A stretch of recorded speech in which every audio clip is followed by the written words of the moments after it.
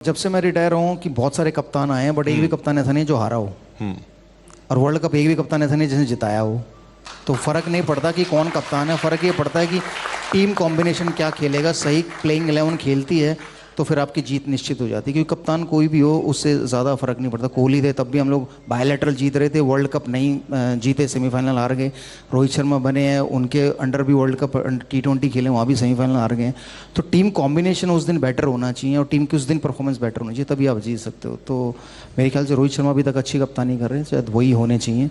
और उसके बाद फिर आप अगले वर्ल्ड कप की तैयारी कर सकते हो कि अगले वर्ल्ड कप में कौन कप्तान हो सकता है। विरूपा जी, पिच को लेकर मैं बात जरूर करना चाहूंगा, आप क्योंकि आप पूरे दुनिया में खेल रखे हो मुकाबला। हर बार ये होता है कि इंडिया में आके टर्निंग पिच, ऑस्ट्रेलिया कहती कि नहीं अच्छी पिच बननी चाहिए। तो क्या ये जायज़ है कि हम लगातार टर्निंग पिच को ही फोकस बनाएं, अपनी ताकत बनाएं? यार हम लोग ने कभी कंप्लेंट नहीं की ऑस्ट्रेलिया जाके कि हमें ग्रीन टॉप क्यों दे रहे हैं। हम लोग एडिलेड खेले, वहाँ एक बार ग्रीन टॉप मिला। हम लोग ब्रिस्बेन गए, वहाँ में ग्रीन टॉप मिला। पर्थ गए, हमें वहाँ ग्रीन टॉप मिला। सो हमारी तरफ से एक बार भी स्टेटमेंट नहीं आया यार फेयर विकेट होनी चाहिए जी, या फ्लैट विकेट होनी चाहिए या बैट्समैन के लिए विकेट होनी चाहिए। तो मुझे ये समझ में आता जब वो टीमें यहाँ आती हैं तो वो क्यों कंप्लेन करती हैं। सो एटलीस्ट आपको क्रिकेट खेलना है तो आप अपनी स्किल्स, आपकी बैटिंग की स्किल है तो आपको स्पिन और फास्ट दोनों खेलने आनी चाहिए।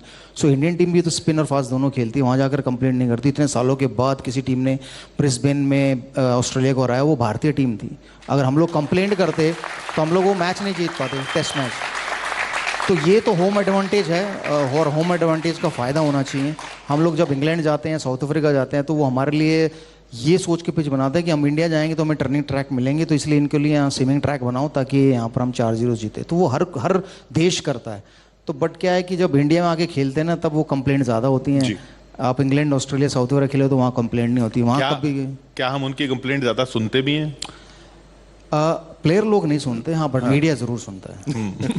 क्योंकि मीडिया को सबसे ज़्यादा जो अटेंशन मिलती है वो थोड़ी नेगेटिव न्यूज़ पे मिलती है, और जब ये कंप्लेंट होती है तो नेगेटिव न्यूज़ ही एक तरह। पहले हमारा सिस्टम ऐसा था कि हम बड़े ऑ में रहते थे कि वाह कोई फॉरेन कोच आएगा। आपने भी फॉरेन कोच के साथ काम किया, तो अब तो वो सिलसिला फाइनली ख़त्म हो गया, ये मान लिया जाए?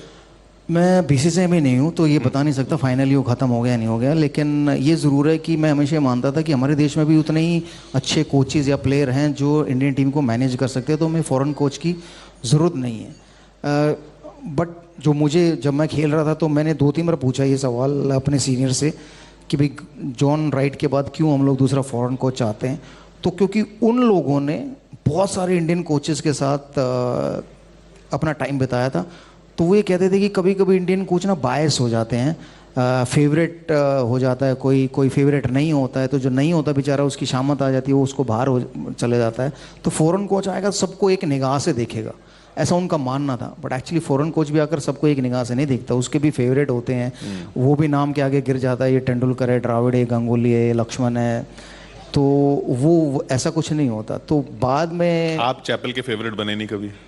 नहीं, मैं आया तो चैपल ने पहली स्टेटमेंट ये दी थी कि भाई Sehwag will be the next captain. और 2 महीने में ऐसा क्या हो गया कि पता नहीं कैप्टन से वो टीम से बाहर हो गई। सो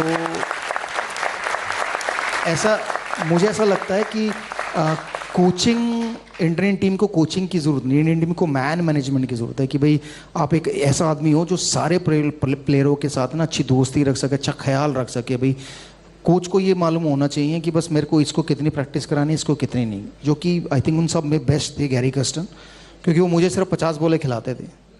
राहुल द्रविड़ को 200 बॉलें खेलते थे, सचिन तेंदुलकर 300 बॉलें खेलते थे, गौतम गंभीर 400 बॉलें खेलते थे, आकाश चोपड़ा और ज़्यादा खेलते।